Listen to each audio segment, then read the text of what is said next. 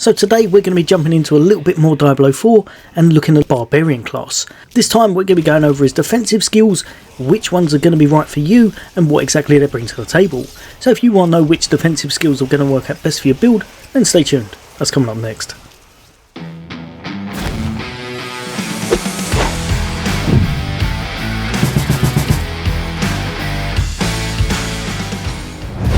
Welcome back everybody. Today we're diving back into Diablo and we're going to be taking a look at the defensive skills for the Barbarian class and how they can keep you alive and just make your life a whole bunch easier in general.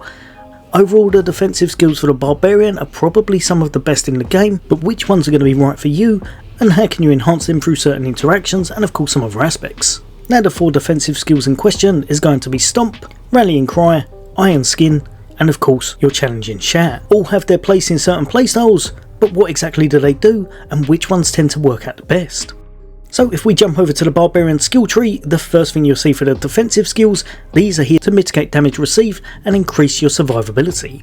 That's going to be their core purpose, but of course we're going to be able to enhance upon that with other aspects in our build. Now the first skill we're going to be looking at is going to be your Grand Stomp. Grand Stomp has quite a nice normal cooldown of 16 seconds, its lucky hit chance is at 33%, and it's slightly different to some of the other defensive skills because this one is all about stunning the enemy but also deals a little bit of damage with it as standard, whereas the rest of these don't actually provide any damage without certain interactions. So smash the ground, dealing 9.5% damage and stunning your surrounding enemies for 4 seconds. This is a great skill for mobs, very good in general, and being able to stun those surrounding enemies for so long can definitely work to your advantage. Especially later on, there's quite a few ways to use stun to our advantage, so this one could in fact be classed as a little bit of a hybrid one, where it's somewhat both offensive and defensive. Jumping up to the first node, an enhanced Grand Stomp is now going to mean that you increase Grand Stomp's duration for 1 second. Again, making enemies stunned for a massive amount of time.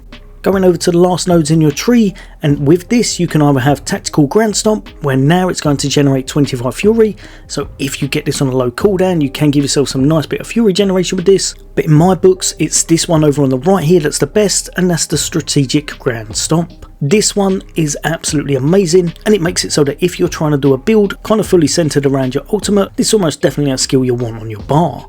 Reduce the cooldown of your ultimate skills by 1 second for each enemy damaged by Grand Stomp. With a low enough cooldown and being able to hit enough enemies, this one can really help you to clear house and it'll be a lot of fun as you do it.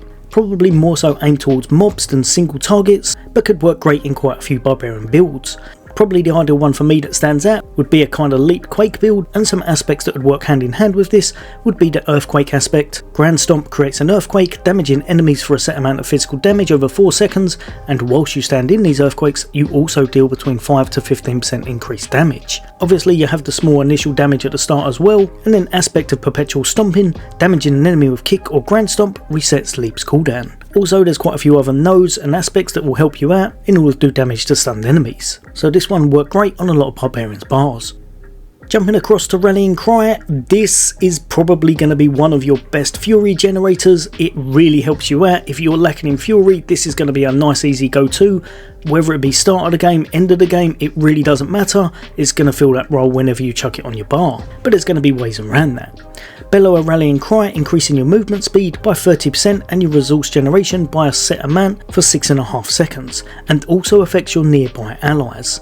This one is great in a group. As you start building it up higher, you're going to be able to get a massive amount of Fury generation, and it can really help you to pull out those core moves whenever you need them. Just up from here, enhance Rallying Cry. Rallying Cry is now going to grant you Unstoppable. This is something that I would say is guaranteed needed within a Barbarian build. You're in amongst everything, you don't want to be frozen, you don't want to be stood still and be a complete sitting duck, so finding a way to generate Unstoppable is pretty much a must. This one is amazing for filling that gap. Just try and make sure you get its cooldown down a bit because you want to be able to pop Unstoppable whenever it's possible. Up from here, and Rallying Cry generates 20 Fury and grants you an additional 20% resource generation. If you're going this top path, that's really going to sort out your Fury, you're going to be good to go. But if you want it to be the jack of all trades, you're going to bop down to this bottom path, put on Strategic Rallying Cry, and now it's going to give you 10% base life as Fortifier, and whilst it's active, you're also going to get an additional 2% base life as Fortifier every time you take or receive damage. This can allow you to build your Fortifier bar very easy and can really help you to stay topped up, become fortified and then get that 10% extra damage mitigation from it. For me, because of the movement speed, because of the generation, because of it just kind of filling all of the roles, especially unstoppable, I believe this will work in a lot of builds, but it's probably best for speed farming or dungeon clears. And some aspects you may want to look at will be aspect of Echo and Fury, your shat skills now generate 2 to 4 Fury per second whilst active, and the Bold Chieftain's aspect. Whenever you cast a shat skill, its cooldown is reduced by a set amount of seconds per nearby enemy up to a maximum of 12 seconds, which can really make this overpowered, especially if you're using a lot of shats in your build, where you can pretty much end up spamming them.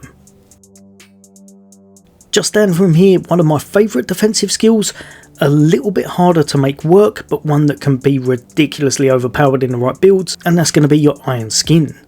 This one has an original cooldown of 14 seconds, whereby you steal yourself, gaining a barrier that absorbs a set amount of your missing life for 5 seconds. Obviously, the more points you put into this, the more amount of barrier you're going to get, and this is enhanced even further when we go on to the next node. Iron Skin's barrier absorbs. I have no idea how they put it. I have no idea why they said this. It says 1000. It's not. It's 10% more of your maximum health. But the 10% still works out amazing. Then for your last two paths, you can either go to Strategic Iron Skin. Iron Skin is also going to grant you 15% base life as Fortifier and double this amount if cast below 50% life. So you're going to want to make sure you're looking at your health bar. When it's under 50, you're going to hit this. It's going to generate a nice amount of shield for you and provide a massive buff to your Fortifier. Or personally, the one I prefer, Tactical Iron Skin. Whilst Iron Skin is active, you're also going to heal for 10% of the barrier's original amount as life per second. On your defensive skills, this is the only one you've got that can actually provide a heal without you having to delve further into the skill tree in order to pick up other nodes to enhance certain things like your shats. Personally, I think this works on a lot of builds, but I found it was absolutely amazing for using within those boss fights. And some aspects you may want to look at would be aspect of the Iron Warrior.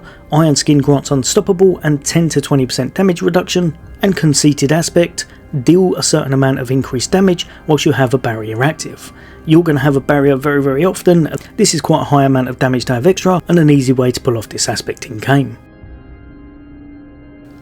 On to the last but definitely not least of the skills, and we're going to be going over Challenging Shat.